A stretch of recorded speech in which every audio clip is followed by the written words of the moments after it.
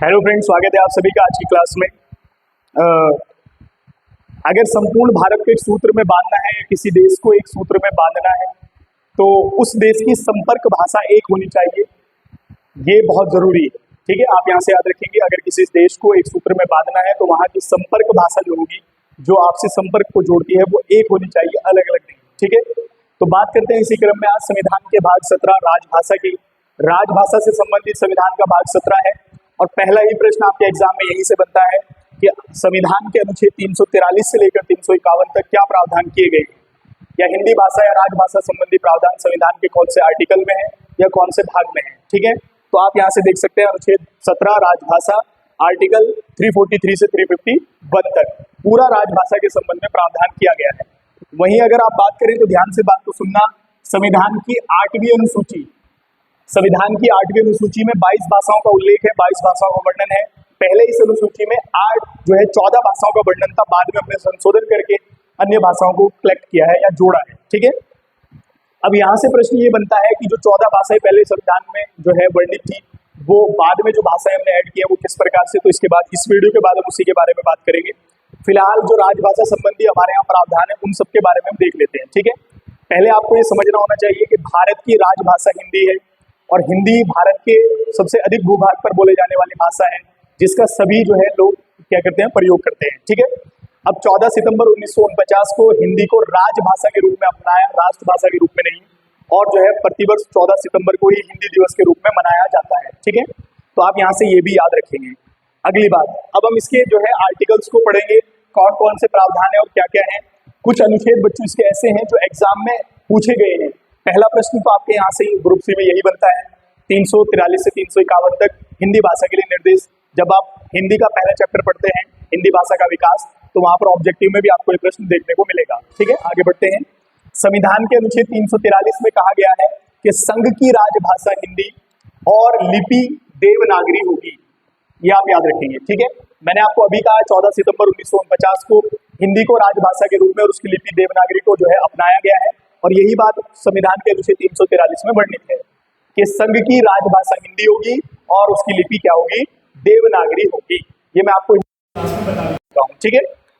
तो पहले एग्जाम में भी आता है। आगे बढ़ते हैं। 344 बहुत ही महत्वपूर्ण अनुच्छेद है संविधान का, 344 राजभाषा आयोग कौमा संसदीय समिति का गठन। राजभाषा के संबंध में एक आयोग बनाया जा सकता है, राजभाषा, जिसको राजभाषा आयोग कहा जाता है। और संसद अपने सदस्यों में से जैसे और चीजों के लिए समिति बनाती है, लोक लेखा समिति, प्राक्कलन समिति है, इसी प्रकार से राजभाषा के संबंध में एक समिति का गठन कर सकती है, ठीक है। तो यहां से आप ये याद रखेंगे कि प्रथम राजभाषा आयोग, आप यहां से नोट कर सकते हैं इसको, प्रथम राजभाषा आयोग का जो गठन किया गया था वो 1955 में किया गया था। कब किया गया था? 1955 में, ठीक है। यहां से आप याद रखेंगे पहला राजभाषा आयोग, और इसके अध्यक्ष जो थे वो कौन थे, तो वो आप याद रखेंगे बीजी खरे, इसके अध्यक्ष थे, ठीक है। ये आप यहां से याद रखेंगे। तो प्रथम राजभाषा आयोग का गठन जो किया गया वो 1955 में किया गया, और बीजी खरे, और राजभाषा आयोग का जो प्रावधान है वो संविधान के अनुच्छेद 344 में वर्णित है। अब राजभाषा आयोग की जो नियुक्ति होती है वो राष्ट्रपति के द्वारा होती है, या संसदीय समिति जो बनती है उसको संसद बनाती है, नियुक्ति उनके सदस्यों की राष्ट्रपति करता है, ठीक है। आगे बढ़ते हैं। अनुच्छेद 345 बड़ा ही महत्वपूर्ण है। इसमें कहा गया है कि किसी भी राज्य को अपनी आधिकारिक भाषा निर्धारित करने की शक्ति है। अगर कोई राज्य किसी विशेष भाषा, अपनी भाषा को राज्य भाषा घोषित करना चाहता है या निर्धारित करना चाहता है तो वो कर सकता है, इसका संविधान में प्रावधान किया गया है, ठीक है। आगे बढ़ते हैं। 346 समझना है, दो राज्यों, एक से अधिक राज्यों या संघ के बीच कोई दो राज्य आपस में संचार कर रहे हैं, संवाद कर रहे हैं, या कोई राज्य केंद्र सरकार के साथ संवाद कर रहा है, संचार कर रहा है, तो वो किस भाषा का प्रयोग करेगा, ऐसा बताया गया है 346 में। तो दो राज्य आपस में संवाद करें, संचार करें, या केंद्र के साथ संचार करें, तो इन दोनों में जो है कौन सी भाषा होगी, किस भाषा का वो प्रयोग करेंगे, तो जिस भाषा का प्रयोग केंद्र सरकार करती है उसी भाषा, आधिकारिक भाषा का प्रयोग वह राज्य भी करेगा। लेकिन अगर आपसी सहमति होती है तो किसी भी भाषा को जो है इसके लिए चुना जा सकता है। अगर दो राज्य आपस में सहमत है कि हम अपना संवाद हिंदी में करते हैं या किसी और भाषा में कर सकते हैं संचार, तो वो कर सकते हैं आपसी सहमति से। अन्यथा वही भाषा जो केंद्र सरकार यूज करती है उसी पर ये जो है संवाद करेंगे। ठीक है, आगे बढ़ते हैं। अनुच्छेद 347 347 एक वर्ग द्वारा बोली जाने वाली भाषा के संबंध में विशेष प्रावधान। बहुत इंपॉर्टेंट आर्टिकल है। देखो पहले लैंग्वेज को समझना है। एक वर्ग द्वारा कि किसी क्षेत्र में जनसंख्या का एक वर्ग बोले जाने वाली भाषा, जिस भाषा को वो बोलता है उसके संबंध में विशेष प्रावधान। अब समझना, किसी एक छोटे से क्षेत्र में कोई जनसंख्या का वर्ग किसी एक भाषा को बोलता है और वो ये चाहता है कि इसको जो है, इस भाषा को जो हम प्रयोग कर रहे हैं इसको मान्यता प्राप्त हो, तो राष्ट्रपति उस भाषा को मान्यता दे सकता है। आया समझ में? किसी भी एक छोटे से क्षेत्र में और उस क्षेत्र में बोले जाने वाली भाषा को एक जनसंख्या का एक बहुत बड़ा वर्ग बोलता है, एक हिस्सा बोलता है, और वो चाहता है कि उस भाषा को मान्यता मिले, तो वो इस भाषा को जो है मान्यता राष्ट्रपति के द्वारा ले सकते हैं, राष्ट्रपति इसको मान्यता दे सकता है। ऐसा कहा गया है 347 में। ठीक है, अब 348 आर्टिकल बड़ा ही महत्वपूर्ण है, स्टार बनाकर इसको नोट करेंगे आप। 348 इसमें कहा गया है कि उच्च न्यायालय और उच्चतम न्यायालय, हाई कोर्ट और सुप्रीम कोर्ट की जितनी भी कार्यवाहियां होंगी वो सब किस भाषा में होगी उसका प्रावधान किया गया है। आप यहां से समझना है, देखो ध्यान से, लैंग्वेज क्या है। उच्च न्यायालय या उच्चतम न्यायालय में प्रयोग की जाने वाली भाषाओं का प्रावधान, या उच्च न्यायालय और उच्चतम न्यायालय में जिन भाषाओं का प्रयोग हम करेंगे वो कौन सी भाषाएं होंगी।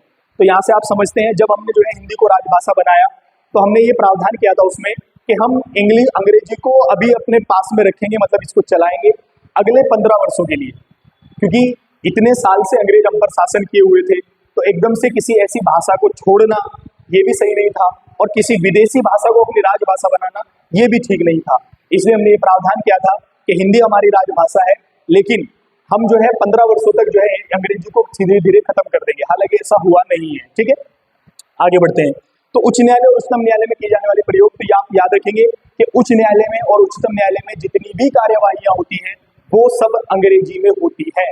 लेकिन ये भी कहा गया है कि संसद जब तक के प्रावधान बनाए, संसद अगर कोई कानून बनाकर, प्रावधान बनाकर किसी और भाषा को उच्चतम न्यायालय और उच्च न्यायालय की भाषा के रूप में वर्णित कर सकती है, तो अंग्रेजी को हटाया जा सकता है। लेकिन जब तक ये संसद ऐसा नहीं करती तब तक इनकी सभी कार्यवाहियां अंग्रेजी में होंगी। ऐसा अनुच्छेद 348 में वर्णित है, सुप्रीम कोर्ट और हाई कोर्ट की लैंग्वेज के बारे में। ठीक है, आगे बढ़ते हैं। 349 में कहा गया है, भाषा से संबंधित कोई विधेयक, अगर सरकार भाषा से संबंधित कोई विधेयक लेकर आ रही है तो उसके लिए जरूरी पहले ये है कि आप जो है राजभाषा आयोग, जिसके बारे में अभी हमने बात की थी, 344 में है, और संसद के द्वारा कोई बनाई गई समिति या राष्ट्रपति की पहले आप इससे स्वीकृति लेंगे, उसके बाद ही आप इसको पेश करेंगे। ये आप कह सकते हैं कि राजभाषा संबंधी कोई भी विधेयक राष्ट्रपति और राजभाषा आयोग की स्वीकृति के बिना मंजूरी मतलब पारित नहीं होगा, याद रखना। ठीक है, 349 में। आगे बढ़ते हैं 350 में। 350 आर्टिकल क्या कहता है? ठीक है, वो इतना महत्वपूर्ण नहीं था, आप उसको देख लेंगे एक बार, मैं आपको बता दूंगा। फिलहाल आप बात करेंगे जो है 351 की। ठीक है, अब जैसे जिस तरीके से एग्जाम में पहला आर्टिकल 343 पूछा जाता है, उसी तरीके से 351 भी पूछा जाता है। ठीक है, 351 में ये कहा गया है कि हिंदी भाषा के विकास और प्रसार को निर्देश देता है। सुनना ध्यान से, यानी कि संघ को ये निर्देश दिए गए हैं कि वो जो है हिंदी भाषा का प्रचार और प्रसार करे। ठीक है, संघ को ये निर्देश दिए गए हैं कि वो हिंदी भाषा का क्या करे, प्रचार और प्रसार करे। ठीक है, अब समझना यहाँ से, तो हिंदी भाषा के विकास और प्रसार के लिए जो निर्देश दिए गए हैं वो किस आर्टिकल में? 351 में है, और 343 में संघ की राजभाषा हिंदी और लिपि देवनागरी होगी। अब आपको एक आर्टिकल यहाँ पे मैंने मेंशन नहीं किया था, हम बात कर लेते हैं उस आर्टिकल की, अनुच्छेद 350। ठीक है, अनुच्छेद 350 आप लिखना चाहे तो लिख भी सकते हैं। इसमें कहा गया है कि अगर कोई व्यक्ति सरकार से संवाद करता है, शिकायत करता है, किसी राज्य सरकार से करता है या केंद्र सरकार से करता है या किसी अन्य राज्य की सरकार से करता है, तो वो अपने शिकायत जो निवारण पत्र में किस भाषा का प्रयोग करेगा। तो वो चाहे तो जो है जो आधिकारिक भाषा है केंद्र की उसमें कर सकता है, लेकिन अगर वो ये चाहता है कि वो अपनी मातृभाषा में या अपनी किसी विशेष भाषा में उस शिकायती पत्र को भेजना चाहे तो वो भेज सकता है, कोई प्रॉब्लम नहीं है। आप सरकार को जो शिकायती निवारण पत्र भेजेंगे उनमें आप किस भाषा का प्रयोग करेंगे, इसका प्रावधान 350 में है। तो आप अपनी जो है मातृभाषा जो आपको ठीक लगे, जो आपको आती हो, उस भाषा का प्रयोग भी आप कर सकते हैं। जरूरी नहीं है कि किसी विशेष एक भाषा को इसके रूप में वर्णित किया जाए। ठीक है, तो आप यहाँ से याद रखेंगे संविधान का भाग 17 राजभाषा से संबंधित था, इसके कुछ आर्टिकल ऐसे हैं जो एग्जाम में बनते हैं, 343, 344 और 351, ये तो पेपर में आए हुए हैं, ठीक है। बाकी जो आपको मैंने बताए हैं आप नोट कर सकते हैं यहाँ से, और इनको जो है लिख भी सकते हैं। अब इसका एक पार्ट और है, इसका पार्ट ये है कि हमने कहा कि मूल संविधान में 8वीं अनुसूची में वर्णन था मात्र 14 भाषाओं का, 14 भाषाएं वर्णित थी, ठीक है। लेकिन अब जो है 22 भाषाओं का उल्लेख है संविधान के जो है भाग 17 में 22 भाषाएं हैं, संविधान की 8वीं अनुसूची में वर्णन है 22 भाषाओं का। तो ये जो हमने बाकी की जो भाषाएं ऐड की है वो कौन कौन से संशोधन से की है, ठीक है। तो अगले पार्ट में मिलते हैं इसमें कि संविधान में प्रमुख जो वर्णित भाषाएं हैं उनको किस तरीके से ऐड किया गया और कौन कौन सी है, ठीक है। तो तब तक के लिए धन्यवाद। अगर आपको ये वीडियो पसंद आई है तो आप इसको शेयर कर सकते हैं और लाइक कर सकते हैं। धन्यवाद।